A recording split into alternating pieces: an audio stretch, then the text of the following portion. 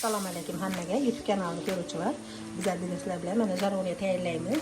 Bunga bizlarga kerak bo'lgan narsalarim go'sht, mana go'shtni parrak qilib, yuqa qilib, yuqa pishadigan, yumshoq pishadigan yaxshi joyda mana shunday shaklda to'rab olamiz. Keyin bizlarga mana koreyskiy tomat, keyin chesnok chiqarilgan мясорубкаdan, pomidori, piyoz, keyin daykon, keyin qizil, sariq, yashil bolgarskilarni har xilini aralashtirib, soya bilan soyani mana bunaqa turini qilsanglar juda ham yaxshi chiqadi. Mana shu turi rosa yaxshi, mazasi ham yaxshi. Mana shulardan jaroniya tayyorlaymiz. Buning uchun biz mana qizib turgan skоворodkamizga yog'ini solib olamiz. Mana hozir 2 porsiyaga tayyorlayapman mana. Keyin qizib turganimizga go'shtimizni solamiz. 1 porsiyaga mana shunday qilsanglar 1 porsiya bo'ladi. 2 porsiya tayyorlayman. 2 porsiyaga mana.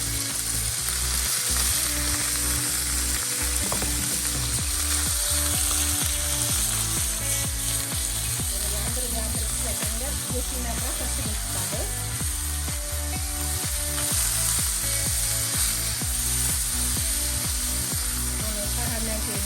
Tez aylantirib olamiz.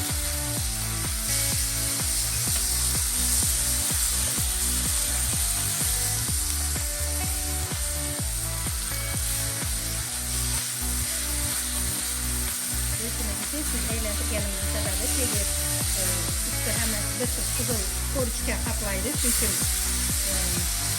tez aylantirib turamiz tag'in paytimizda.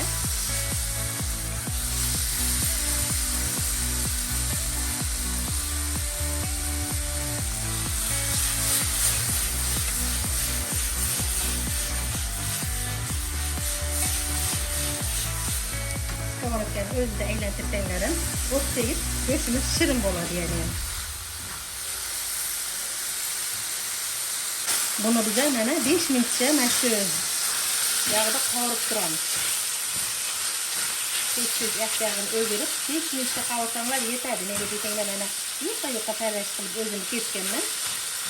Chunki tez pishadi. Bu ovqatimiz 7-8 minutda tayyor bo'ladi o'zi. Endi hozir mana 2 porsiyani piyozini solamiz. Mana 2 porsiyaga mana piyoz yetadi. Keyin qizil bolgarskilardan sariq, qizilini aralashtirib mana buni ham 2 porsiyani solamiz.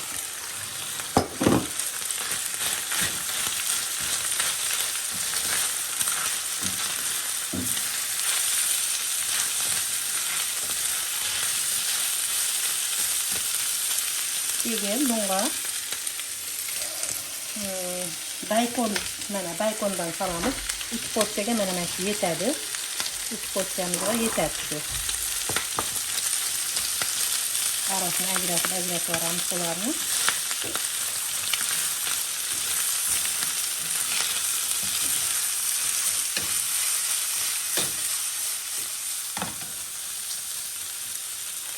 Keyin bunga bizlar chesnokdan solamiz. Men мясорубкадан chiqarib qo'ygan chesnok mana qoshiqni uchida solyapman. Keyin koreyskiy tomatimizdan solamiz mana. Qoshiqni uchida 2 ta. Yetadi.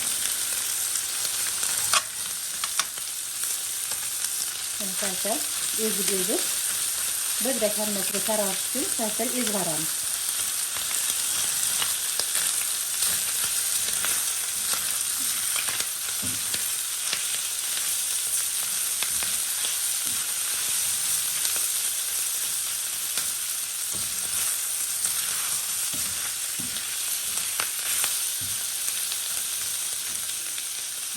Endi bunga bayağı ko'rsatgan soyamizdan mana 2 qoshiqcha qo'yamiz.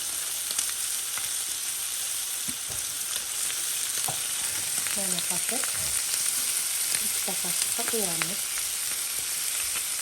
Mana bitta. Mana 2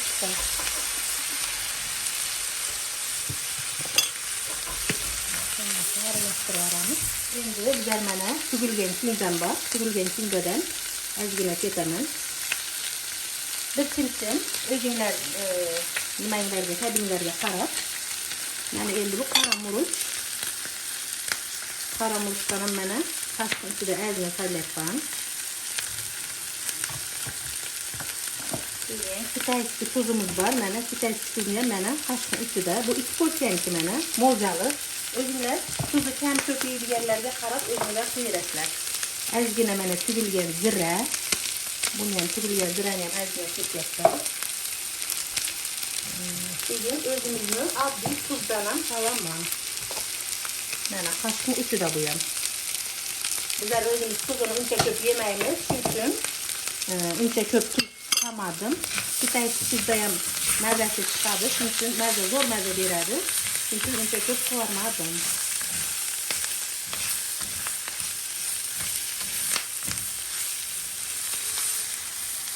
Endi bunga ozgina qaynab turgan suvimizdan solamiz. Go'shtimiz sal yumshoq pishsin.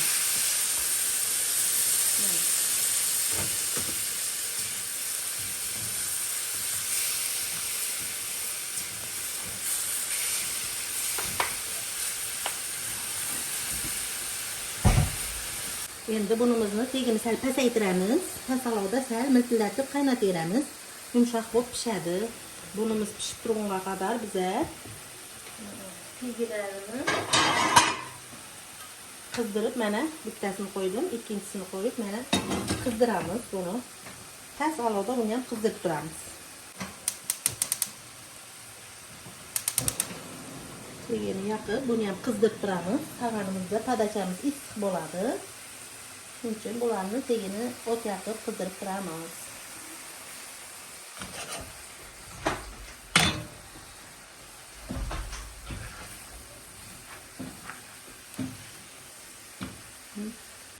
Endi bunga pomidorimizdan solamiz mana.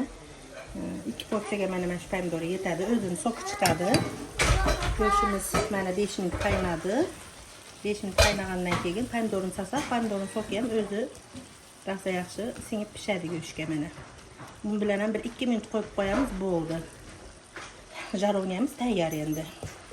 Hozir mana 2 minut tursin, keyin idishlariga solib podacha qilib beramiz. Zaten mana tayyor bo'ldi. Ovqatlarimizni dasturxonga tortamiz.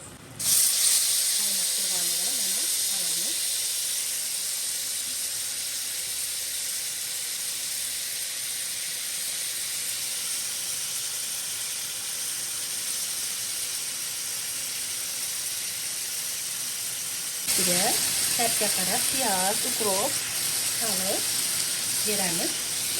Pishgachini yoqib, jizillab turganida olib mehmonlarga tortamiz.